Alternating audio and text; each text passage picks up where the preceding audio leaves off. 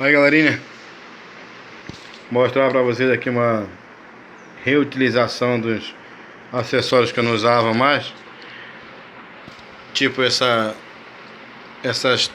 caixas aqui da Sony, esses três fones aqui, um de 10 e um de 8, e mais esse médiozinho aqui eu não estava utilizando, então eu reaproveitei com esse sonzinho do carro aqui, que eu também é um Pioneer.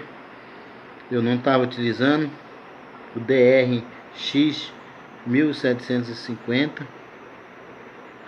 ele não estava utilizando também. Aí eu comprei essa bateria LA de 6 amperes, ela me custou R$175, e eu trouxe aqui agora para me fazer essa montagem aqui, reaproveitar esse som. Aí ficou legalzinho. Eu vou colocar o CD aqui, eu tô sem o pendrive.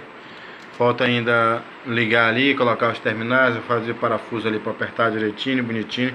Mas por enquanto só o teste pra gente ver. Colocar o CD. Vai tocar legal.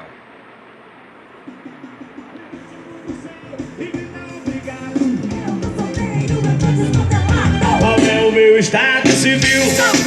Qual é meu estado civil? Qual é meu estado civil? Qual é meu estado civil? Agora, levante a mão pro céu e grita obrigado. Levante a mão pro céu e grita obrigado. E a minha mãe me perguntou, quando é que eu vou casar? Sai pra lá, mamãe, vai jogar pra cá, pra lá. Se tudo casaram, eu não tô bem ligando. Prefiro ficar só do que mulher e mulher. Levante a mão pro céu e grita obrigado. E aí galera, ficou legal, o somzinho dá de bater firme.